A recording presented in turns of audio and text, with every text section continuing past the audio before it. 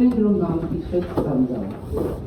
როდესაც როგორ თქვენ აღნიშნეთ, ახლა და გამარტეთ, მობილური ტელეფონი არ ქონია, ანუ არ იქნა თუ ვერ იქნა ამოღებული. მოიშორა თუ არა თავიდან ლევან ჯანგულაძის მკვლელობის მთავარმა თვითმხილველმა მობილური ტელეფონების სასამართლო პროცესის სადაც მკვლელობის ორგანიზების მუხლით ძმ ბიქაძეებს და გიორგი ჯოხაძეს სასამართლებელ მთავარმა გამომძიებელმა თქვა, რომ მკვლელობის ოქროს მოწმე მხოლოდ რამდენიმე წუთით გამოკითხეს და გაუშვეს. საუბარია კახა ძანძავაზე, რომელიც ლევან ჯანგულაძეს თან ახლდა მკვლელობამდე და მკვლელობის მომენტშიც. კახა ძანძავაა კაცი, რომელიც ჯანგულაძის ლიკვიდაციის შემდეგ საპირისპირო მიმართულებით გარბის. პოლიციაში კონდა შემოსვლის შეგახული ასეთი ფაქტი რომ ყოფილიყო, ხამოვიჯები საგანძავო საარმახო ამ მონაცემით ვარაუდობა არ ქონდა საერთოდ და იმდროა აუცილებლად ამოვიდა. ანთანაშია სადმე ახლოს რომ ქონოდა აუცილებლად ამოვიდა.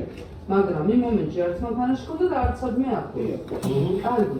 ძანძავა არის მნიშვნელოვანი მოწმე იქიდან გამომდინარე, რომ იგი იყო მკვლელობის ფაქტის შემსწრე მოცემულ საქმეზე და როდესაც კახა ძანძავა გამოიკითხა, იქნა თუ არა მისი მობილური ტელეფონი ამოღებული გამოკითხვის შემდგომ. რაზედაც მოწმე გამომძიებელმა სოსო ოდიშვილმა განმარტა, რომ არ იქნა ტელეფონი ამოღებული. იქიდან გამომდინარე, რომ მოწმემ უპასუხა, რომ მას ტელეფონი არ ჰქონდა. მაგ შემთხვევაში დაცვის მხარეს გაუჩნდა ლოგიკური შეკითხვა, რატომ არ იქნა იძულებით ამოღებული შემდგომ უკვე გამოკითხვის შემდგომ დღეებში მოწმე კახა ძანძავასგან მობილური ტელეფონი. იქიდან გამომდინარე, რომ კახა ძანძავას მობილურ ტელეფონში შესაძლებელია დაცვის მხარე ყოველ შემთხვევაში ესე ფიქრობს, რომ იქნებოდა საკმაოდ მნიშვნელოვანი ინფორმაცია. კანონიერი ქურდის ძმის მკვლელობის ორგანიზებაში ბრალდებულების ადვოკატები ფიქრობენ, რომ ძანძავას მობილური ტელეფონი მნიშვნელოვანი ინფორმაციას ინახავდა. გამოძიებამ კი ის უბრალოდ უგულებელყო.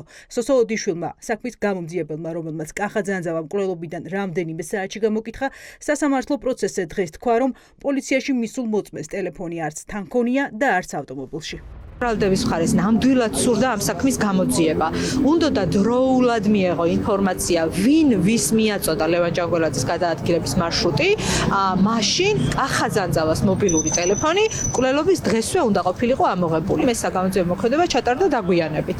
დანარჩენი ხა ამის მიზეზი რა იყო და ვის რა სურვილი ჰქონდა, ბუნებრივია მე ამაზე კომენტარს ვერ გავაკეთებ. პროკურორი, რომელიც ლევან ჯანგულაძის მკვლელობის საქმეში რამდენიმე თვეა ჩაერთო, ამბობს, რომ კახა ძანძავას მფლობელობაში სულ 2 ტელეფონი იყო, რომლითაც გამოძიება მკვლელობიდან 9 თვის თავზე დეკემბერში დაინტერესდა.